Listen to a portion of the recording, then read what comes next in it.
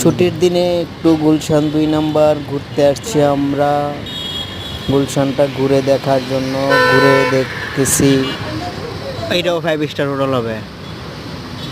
ছয়তলা থেকে গণ কোনটা তলা কেন সব সমস্যা তো থাকে।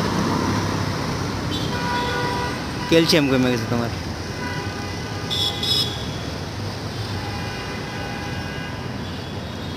ক্যালসিয়াম কমে গেছে।